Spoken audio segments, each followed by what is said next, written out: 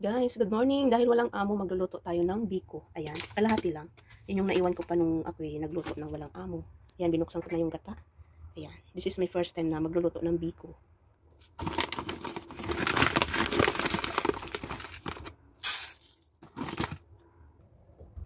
Ayan siya guys. 2 cups.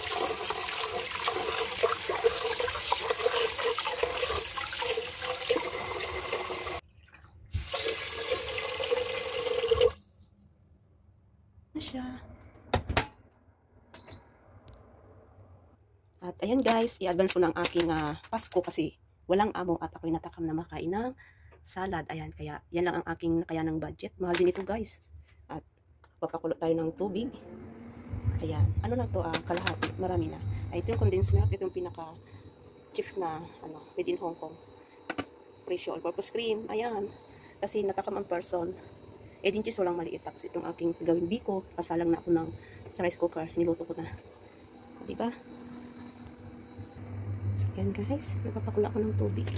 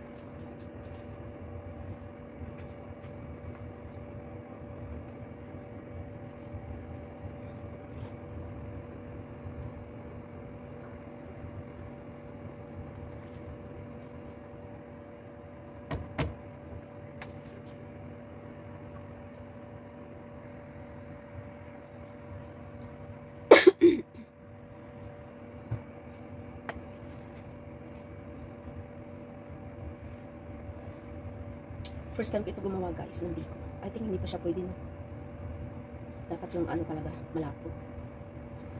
Ano lang naman yung 2 cups, kunti lang. Marami pang akong ano, naiwan. Kasi ano to eh, 1 kilo. Ayun oh, naiwan pa. Ayun siya guys, ang aking biko. Diba? Niluto ko sa rice cooker. Ayan, pwede na kaya to. Hindi kasi siya maano na brown kasi yung sugar niya is, ano siya, light brown lang. Pwede na kaya ito. Tama lang yung timpla niya, parang matamis.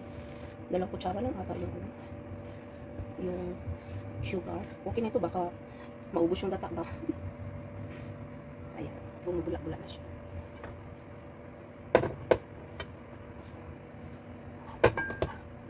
Ang malagkit.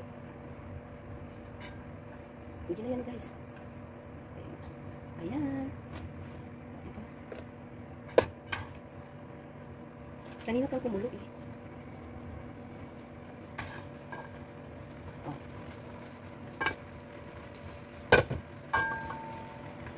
Ang dami.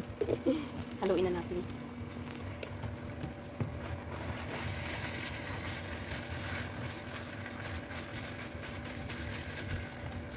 Kulay puti ito na biko guys. Kasi yung bigas puti rin. Tapos yung sugar. Kulay puti din. Ay, tama lang siya. Kasi baka maubusan yung gata. Ito na yung aking lunch, dinner. Malakas yung ano yung apoy.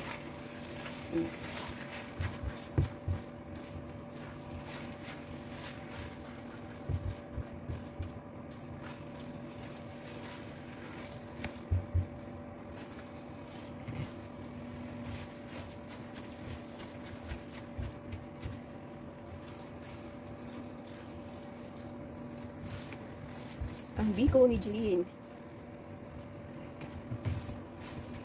Medyo may tubig-tubig pa. Tama ba ito guys, ang biko ko? Basta malangkit yan. Ayaw ko nang masyadong matamis. Ayan, ganyan lang siya. Ano lang yan, 2 cups. Mga pang 4 na person. Tuyuin natin. Masarap ito guys sa kape. O, diba? Biko na, biko. Tchawan!